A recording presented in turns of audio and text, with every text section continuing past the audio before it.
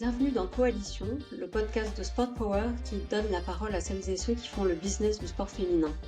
Je suis Sophie Sauvage et j'accueille 2 fois par mois à ce micro des championnes, des entreprises, clubs, institutions pour explorer ensemble l'économie du sport féminin, ses modèles de développement et le chemin pour construire une trajectoire pérenne et ambitieuse pour l'ensemble des acteurs sportifs et économiques. Bonne écoute. Aujourd'hui, dans l'épisode 6 de Coalition, je suis ravie d'accueillir Mélissa Michaletto.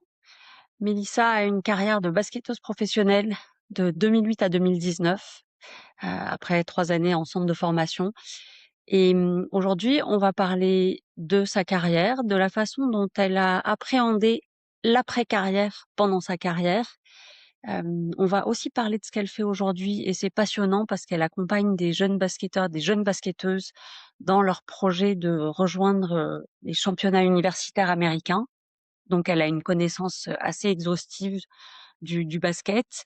Et puis on finira par un petit état des lieux du basket professionnel féminin, avec un univers qui est en train de beaucoup bouger entre la WNBA, Unrivaled, Project B, etc., etc.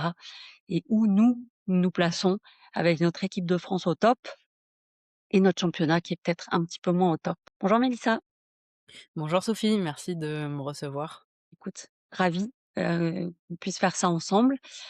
On va commencer un petit peu par ta carrière. Question simple. Comment tu te présenterais à une jeune basketteuse de 17 ans aujourd'hui? Qu'est-ce que tu lui raconterais sur ton parcours? À une jeune basketteuse de 17 ans, je lui parlerai un peu de mon parcours effectivement, j'ai eu une carrière de 11 ans, tu l'as dit, en préambule là, 11 ans, de sport pro. C'est vrai que j'ai fait 3 ans de centre de formation à Mondeville, ça a son importance parce que c'était à l'époque un des meilleurs centres de formation en France. Ensuite, j'ai eu l'opportunité, la chance d'être tout de suite, lancée dans le grand bain à 18 ans. J'étais première meneuse de Ligue 2, directement avec, un nom qui parlera peut-être à certains des auditeurs, Odile Santaniello en tant que coach, qui est une grande joueuse, qui était une grande joueuse. Donc voilà, j'ai été, repérée, on va dire, un petit peu par elle. Elle a dû, remarquer des choses, qu'on avait en commun très certainement, notamment dans le caractère et puis ensuite j'ai fait, ouais, une carrière, de 11 ans, j'ai pas mal, voyagé, pas mal bougé, des fois de ma volonté, des fois un peu moins. Alors bien sûr, j'ai toujours décidé, mais je veux dire, voilà, quand on est basketteuse pro, on fait souvent ses valises, on change, assez souvent de club. C'est une réalité, c'est Mmh. encore le cas aujourd'hui. D'ailleurs, on s'exporte même encore un peu plus qu'avant. Moi, j'ai eu la chance de C'est vrai. faire, un choix aussi, de faire mes 11 ans en France. À l'époque, c'était, un des meilleurs, championnats au monde. Je dis «c'était» parce que voilà, on en parlera un peu plus tard, mais j'ai un point de vue un peu qui évolue là-dessus et du coup, j'ai fait le choix, de rester pendant ces 11 ans en France, pas par manque d'opportunités, mais parce que, voilà, on avait, de l'adversité. Quand j'ai joué en ligue, en première division, du coup, j'ai fait 3 ans en LFB. C'est vrai que c'est un championnat qui est disputé de la première à la 12e place, et pourtant j'étais pas dans les top, équipes. Enfin, je faisais partie des 6 dernières équipes, on va dire, mais on était compétitive à l'époque et puis on a fait des belles saisons avec Saint-Amand. Et ensuite, j'ai fait un beau parcours en Ligue 2 aussi parce que ça m'a permis à des moments de faire mes études aussi à côté. Ça aussi c'était un choix. J'ai fait ce choix de redescendre un peu, pour pouvoir, allier, les 2 côtés. Et justement, en fait, ça c'est un sujet qui est important. Quand tu es en carrière, tu as sûrement envie d'atteindre le plus haut niveau possible, pour toi, donc de tout donner pour ton sport. On sait que la rémunération des sportifs professionnels, c'est pas ce qui permet de construire la suite, en général. Et donc, on a ce sujet de commencer à construire la suite alors qu'on est en carrière, mais avec les difficultés que ça représente de faire 2 choses en même temps. Oui, il y a peut-être que quelques heures d'entraînement, mais il y a aussi beaucoup de choses à côté pour être mentalement au top. Et puis il y a tout ce qu'on appelle la préparation invisible. En fait, on n'a pas tant de temps que ça libre quand on joue au plus haut niveau. C'est vrai, c'est une réalité, on a du temps libre, on va pas se mentir. Moi, je fais partie aussi, hem, d'un sport un peu privilégié, on va dire, parce que maintenant que je suis, en dehors, ça fait 6 ans que j'ai raccroché les baskets. Je vois aussi, je discute avec, des sportifs individuels, j'entends des choses. Je sais qu'au basket, on est peut-être dans les sports les mieux lotis, on va dire. Moi, à mes 18 ans, à mes 29 ans, c'est vrai que le basket était ma source de revenus numéro un. C'est-à-dire que j'ai vécu de ça Ouais. et j'ai pu en vivre pendant 11 ans. Donc c'est pas je sais que c'est pas le cas, encore aujourd'hui de certaines sportives, donc là-dessus, c'est vrai qu'on était, bien lotis à un endroit. Alors encore une fois, hein, ça permet effectivement, tu l'as dit, pas de préparer l'après, mais ça permet de vivre, de son sport. Après moi, j'ai toujours eu effectivement cette conscience de, ça pouvait s'arrêter vite. C'est vrai que mes parents m'ont aussi, poussé, en ce sens-là, de pas tout miser sur le basket. Aujourd'hui, c'est encore une de mes questions. Est-ce que, si j'avais fait des choix différents, est-ce que ça aurait donné des choses différentes? C'est vrai que voilà, du coup, j'ai dû, répartir mon temps. De mes 18 à mes 23 ans, finalement, j'ai fait une licence en 5 ans. Moi, j'ai fait une licence en management du sport, donc en STAPS.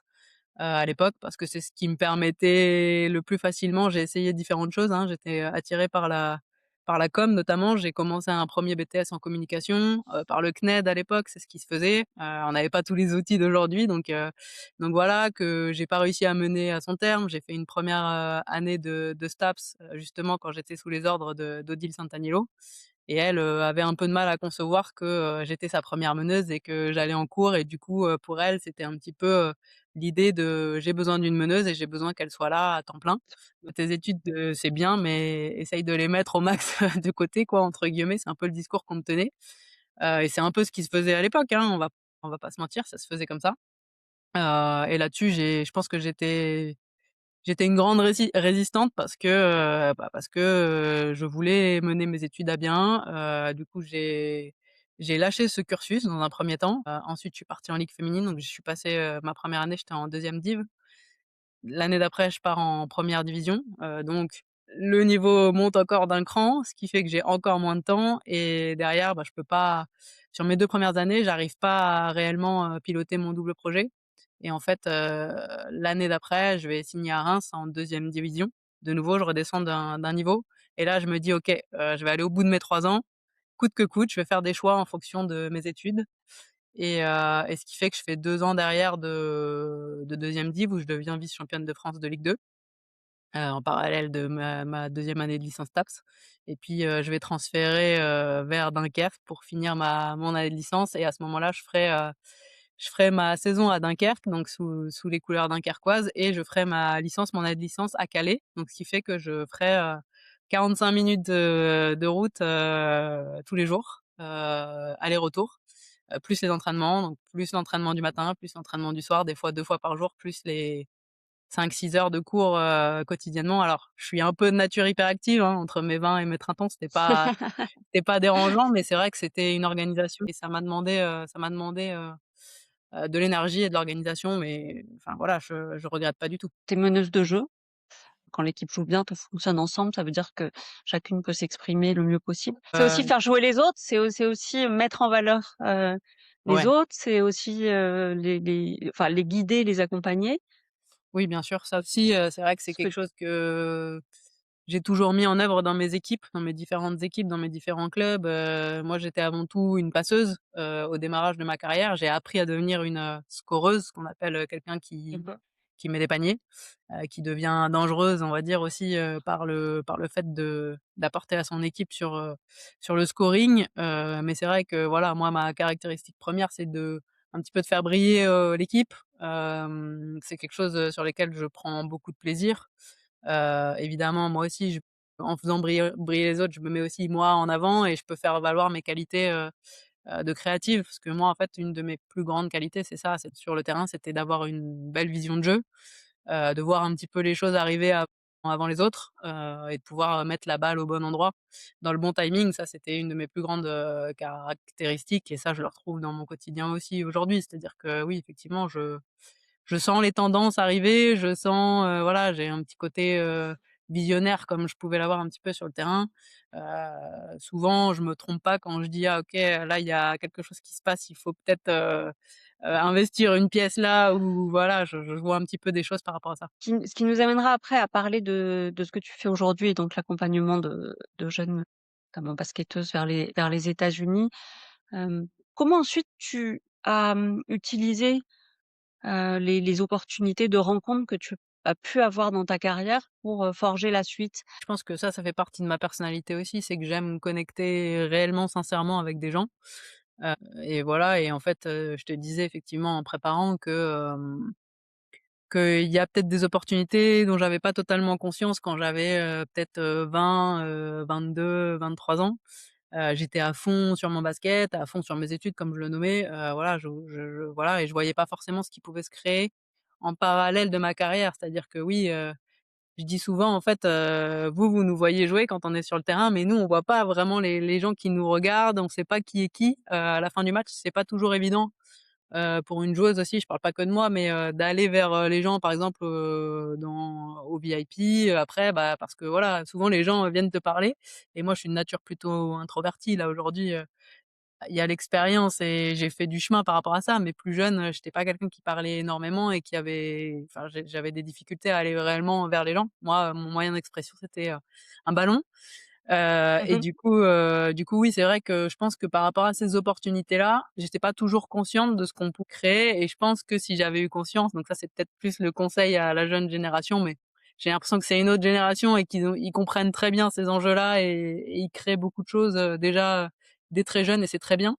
Mais voilà, de pas hésiter quand on est en carrière, d'aller discuter, d'aller, savoir qui est présent dans la salle, qui est-ce qui, c'est bête, mais qui est-ce qui finance, notre sport, voilà, qui est amoureux du sport, qui peut devenir notre allié à un endroit, en fait, parce qu'il y a plein de gens, il y a pas que les acteurs du terrain, il y a aussi tout ce qui se passe, en dehors et ça, je pense que j'en avais conscience, mais peut-être un petit peu sous conscience à ce niveau-là. Mais quand bien même, j'ai quand même, créé un réseau. Je pense que ce que je disais, au tout début, j'ai noué des vraies relations depuis des années et d'ailleurs aujourd'hui, bah, je retrouve, à travailler avec des gens que j'ai connus il y a 10 ans. Mon collègue Brice, est un gars que j'ai rencontré en championnat d'Europe universitaire, donc il y a un peu plus de 10 ans aujourd'hui. Voilà, je travaille avec, toujours les mêmes gens depuis 10-15 ans, en qui j'ai confiance, que je connais. C'est important pour moi et ça, ce sont des gens que j'ai rencontrés soit sur le terrain, soit autour, parce que, bah, je discutais, parce que je laissais traîner l'oreille, parce que je m'intéressais, parce que je posais des questions. Donc ouais, il y a vraiment des opportunités de connexion liées à notre, sport en tant que moi, ancienne basketteuse et c'est pas à sous-estimer. Moi, j'ai l'impression que tu as arrêté ta carrière et puis voilà, en gros, tu savais déjà ce que tu allais faire et puis, bah, après, tu es rentrée dans le vif du sujet avec cette filière américaine que tu explores. Tu nous en dis un mot, pour nous expliquer pourquoi, en fait, tu as choisi d'aller sur ce dans cette direction et pourquoi tu penses que c'est une bonne direction pour des jeunes qui en ont le potentiel? Ouais, avec plaisir. Je Ça va faire le lien avec ce que je raconte, là depuis, 15 minutes. C'est que voilà, moi je connais le parcours, en France de vouloir faire un double projet, donc études et sport et de valoriser, ben, notre activité sportive, en tant que professionnel et en fait, je sais ce que ça m'a coûté. Je sais qu'à des endroits, bah, voilà, on parle souvent de sacrifice, mais ça a été une réalité. J'ai fait des choix, j'ai donné de ma personne, voilà, le social à un endroit, il a pris aussi un coup parce que, bah, forcément, je disais, j'avais pas de temps illimité, il fallait que je gère mon temps donc voilà, il y a des choix à faire par rapport à ça et aujourd'hui, en tout cas, j'ai eu envie d'accompagner, cette jeunesse parce que, ça a commencé en fait, il y a 2 ans dans mes séances, j'étais préparatrice mentale, en tout cas j'exerçais cette compétence-là il y a encore, quelques années et en fait, j'entendais dans mes séances des jeunes filles dire: «Ah, il y a quelque chose qui se passe aux États-Unis, ça m'intéresse, comment est-ce que je pourrais y aller?» et avoir des questions en ce sens-là et en fait, en bonne curieuse que je suis, moi, j'ai toujours eu de l'attrait pour les États-Unis. Plus jeune, voilà, j'avais déjà regardé, mais c'est vrai qu'on n'en était pas au même point. Aujourd'hui, il y a plus d'atouts encore pour elles. J'ai parlé pour les filles, les gars, ils le savent bien et ça fait quelques années qu'ils exploitent, déjà, la chose, mais les filles, c'est vrai que c'est assez nouveau. C'est vrai qu'on a eu, on a eu la 1re, c'était Pauline Ekambi. Ouais, ouais, ouais, Ensuite, on a eu, Isabelle Fijakowski qui d'ailleurs est rentrée au Hall of Fame, ouais, américain, tout à fait. donc ce qui est quand même assez fantastique, mais c'est vrai qu'on a un mouvement qui est et puis bon, depuis plus récemment, on a du trend vers la WNBA, Ouais. qu'on voit et qui est multiple en fait, avec, certaines de nos meilleures joueuses qui jouent là-bas. Mais sur le NCAA, on en parle moins C'est et ça, on sur en le parle. college aussi. Ouais, on en parle moins, mais voilà, on commence à voir, Ouais. bah, des belles joueuses comme, Alicia Tournebises, Théa Cléant, qui sont des joueuses qui ont tutoyé, de très près, pour Alicia par exemple, bah, la première division, et qui partent, là voilà, Alicia vient de partir en décembre Mmh. pour rejoindre une des plus belles, équipes, en NCAA, donc c'est que ça attire. C'est que voilà, les jeunes joueuses, regardent par là et pas seulement, moi je dis il y a les joueuses élites, mais il y a les joueuses qui arrivent juste après. Donc moi j'ai été une joueuse comme ça, donc qu'on appelle des top players chez nous. Donc il y a les joueuses élites et les top players et en fait ça intéresse autant, ces 2 catégories-là et je trouve que c'est très intéressant. Pourquoi je me suis, mis sur ce créneau-là et que j'accompagne ces jeunes filles-là, c'est parce que c'est des réelles opportunités aujourd'hui pour elles. Et nous, on parle de 4 piliers, c'est-à-dire, ben, aujourd'hui, c'est oui, valoriser le sportif, l'académique, donc avoir un projet scolaire, avoir un projet financier qui est aujourd'hui intéressant parce qu'on se rend compte que des jeunes joueuses qui pourraient avoir un salaire en France font du fois 3 fois 4 en NCAA, donc c'est pas négligeable.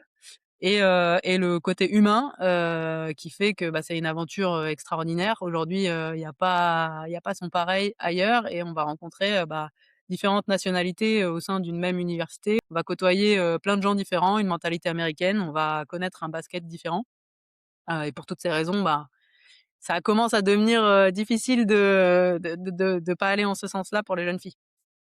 Qu'est-ce qu'il faut pour y arriver en fait? Hem, il faut être performant dans son sport, il faut être performant dans ses études. Quels sont les alors après j'imagine que c'est ultra performant dans ton sport et un peu moins bon dans tes études, ça peut marcher aussi. On se projette sur, les top players, mais pas les elite players. Ouais, Quels sont les paramètres en fait pour ouais, réussir c'est à aller intéressant là-bas? parce que ça, c'est vraiment quelque chose que j'ai envie de Dans diffuser. des conditions financières, possibles en fait, pour que ça soit pas une condition, d'être dans une, catégorie sociale, aisée qui Ouais, qui bien peut sûr. financer. Et c'est pas l'idée, hein, nous, c'est vraiment ouvrir les Mmh, opportunités. Là, je parle des top players parce que nous, c'est principalement les jeunes filles, en tout cas, qu'on accompagne. Chez les gars, c'est un peu différent et on a, encore, des bons players, on va dire, qu'on accompagne aussi OK. sur des divisions, différentes. Parce qu'aux États-Unis, il y a vraiment, vraiment beaucoup en universitaire, beaucoup d'options et du coup, l'idée, c'est vraiment d'aller cibler. Nous, notre job aujourd'hui, c'est d'aller cibler les bonnes options en fonction du projet. C'est aussi à ça qu'on sert et les caractéristiques aujourd'hui, par contre, c'est vrai que l'idée, c'est pas de vendre du rêve non plus.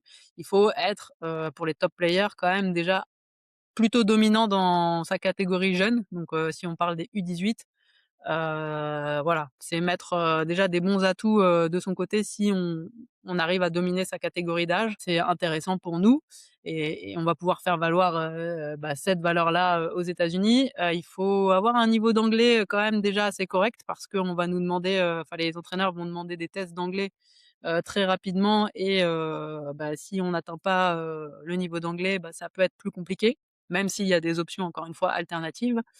Et ensuite, il y a le scolaire qui est, très important parce qu'encore une fois, sans ces 3 là, c'est plus compliqué. Donc sur le scolaire, il faut aussi avoir un niveau, très correct, on va dire, pour pas s'attirer des ennuis aux alentours de 12 de moyenne, c'est très bien. Si c'est entre 10 et 12, il y a des projets encore une fois à aller étudier. Mais voilà, ces Faisable. 3 piliers là déjà sont à entendre pour, tout jeune qui veut aller aux États-Unis. C'est pas facile, hein, de se partir à cet âge-là, de se déraciner. Toi, tu as été préparatrice mentale aussi. Est-ce que dans ton approche de ces jeunes qui envisagent, ces départs et j'imagine qu'à cet âge-là, il y a aussi les discussions avec la famille, mais est-ce que justement ton expérience de préparatrice mentale, c'est un plus? Oui, oui, tout à fait, nous, on préconise, de préparer le projet 18 mois en avance, par rapport à la date de signature. Donc ça fait qu'en milieu de première, c'est bien déjà de commencer à discuter avec nous, qu'on puisse prendre contact avec les parents aussi. voilà et discuter, du projet de manière globale. Parce qu'encore une fois, l'idée, oui, les États-Unis, ça fait rêver et il y a des opportunités. Maintenant, ça se prépare. Dans la préparation, réellement, mes compétences de préparatrice mentale, évidemment, sont là. Moi, je me considère un petit peu à un endroit aussi comme une sorte de mentor évidemment, je leur dis souvent: «Ben, utilisez-moi, moi j'ai été sur le terrain donc s'il y a un peu d'entraînement à avoir ensemble» et voilà, par exemple, moi je les aide, dans la façon de se préparer à un visio avec un coach. C'est vrai qu'à 16-17 ans, on sait peut-être pas comment s'adresser à un coach, donc moi, ils m'utilisent aussi. On peut, faire des simulations avant d'aller avec un coach. Ils peuvent, me présenter, ce qu'ils imaginent parce que pas oublier qu'à 17 ans, ils vont présenter leur projet devant un coach américain. Ils l'ont peut-être jamais fait, ils ont peut-être jamais parlé anglais, ils se sont peut-être même jamais vendus en tant que joueur, joueuse, en France. Alors là, ils doivent le faire, dans un autre contexte encore. Donc oui, je pense que mes compétences aujourd'hui, elles s'expriment aussi là.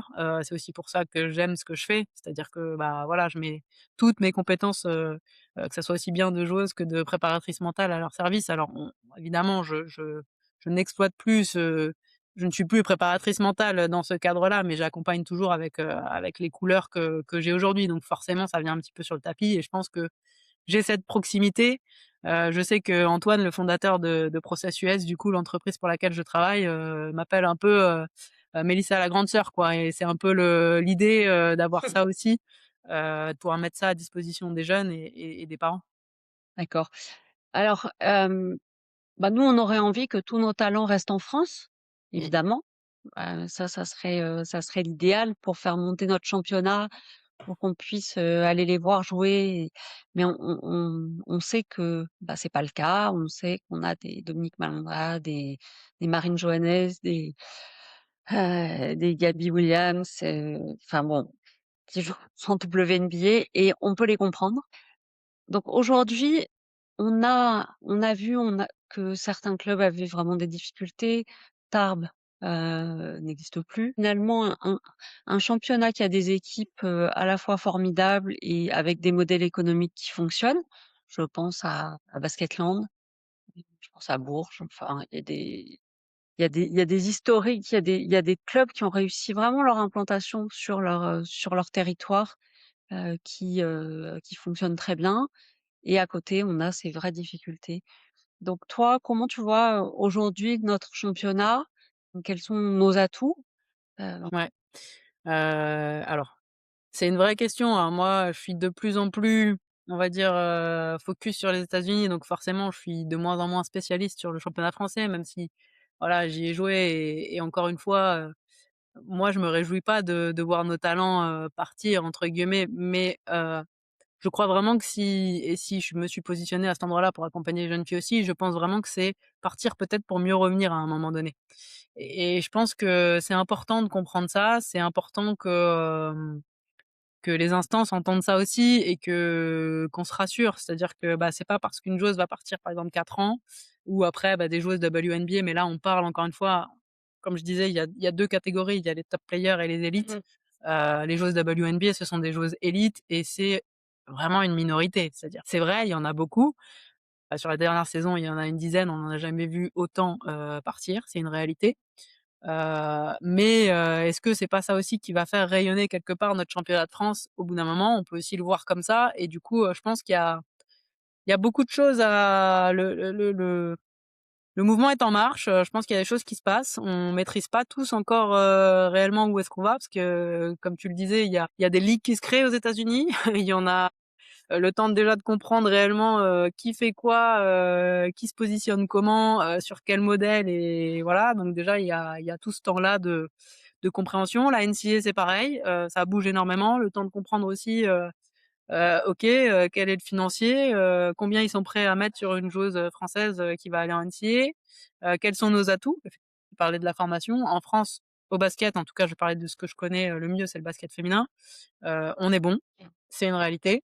Maintenant, je sais aussi que les centres de formation, sont de plus en plus en souffrance aussi, que financièrement, c'est de plus en plus dur bah, voilà, de financer un parcours de formation d'une jeune joueuse. Donc il y a ça qui est une réalité pardon et dans le championnat de France, heu, j'ai regardé un petit peu cette année parce que, ben, voilà, je suis aussi, à mes heures bénévoles, commentatrice pour, des matchs acharnés, basket, et j'ai du coup, en étudiant les rosters, j'ai compté cette Ouais, année, il y a quasiment entre 20 et 30 joueuses qui sont typées Ligue 2, qui jouent en ligue cette année, donc c'est du jamais vu. Ça veut dire que, aujourd'hui, il y a des places qui sont libérées effectivement pour des joueuses qui vont aller en WNBA, ou en Euroleague, ouais. et du coup, ce qui fait que, bah, des joueuses qui n'auraient peut-être pas eu de place, à l'époque, ou il y a 5 ou 10 ans encore, deviennent aujourd'hui des joueuses de ligue. Donc forcément, le niveau pour moi baisse un petit peu. Ça veut pas dire qu'il est mauvais, hein, attention, c'est pas me faire dire ce que Ouais, ouais. je dis pas, mais Non, tu l'as pas dit. voilà, mais voilà, je pense que quand même, comparé à il y a 5 10 ans, le niveau n'est plus le même en 1re division.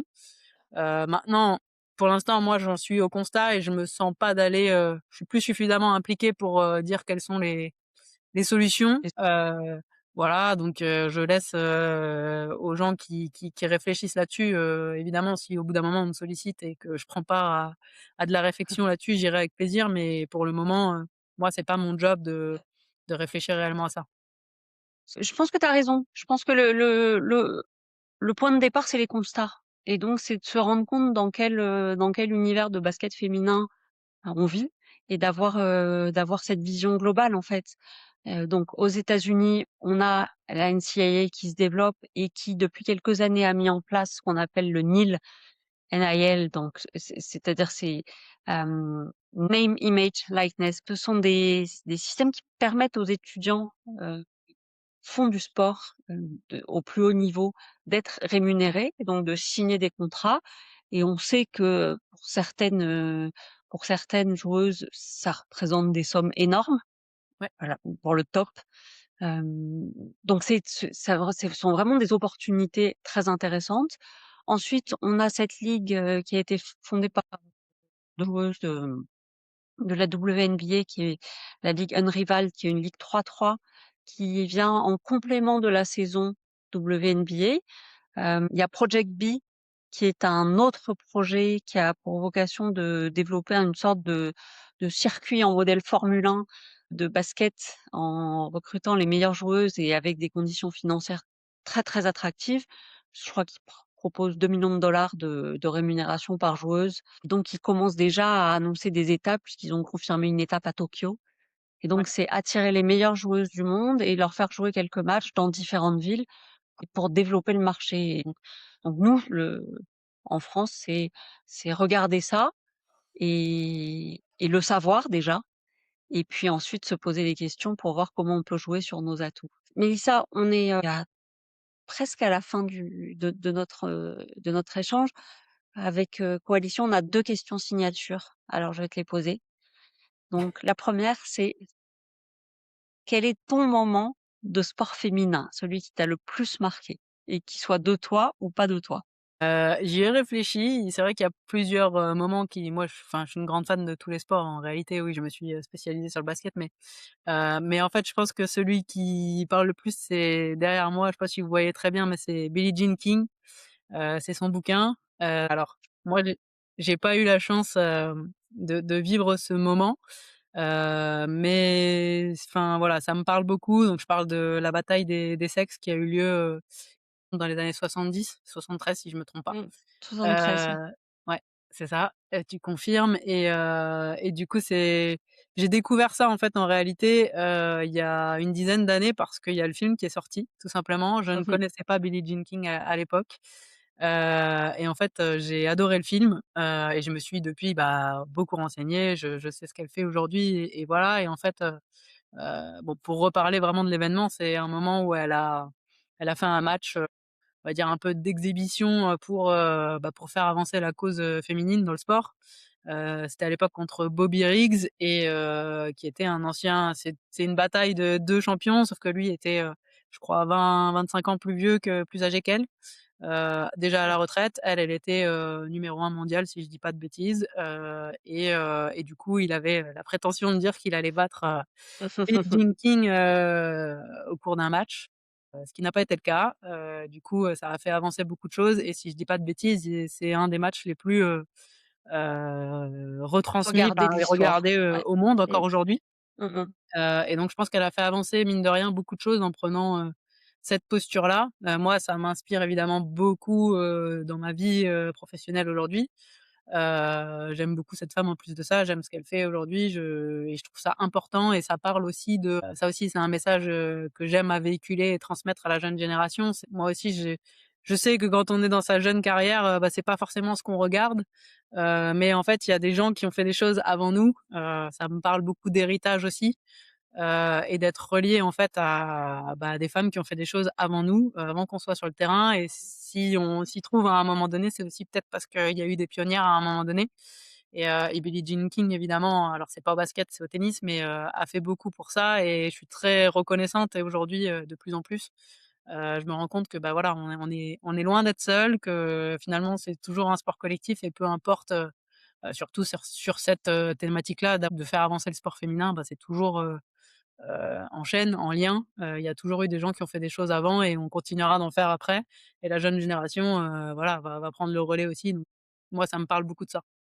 Et Billie Jean King, qui aussi pour moi est vraiment, une femme absolument incroyable. Oui, elle a agi dans le tennis, mais en fait, elle est partout dans le sport américain aujourd'hui.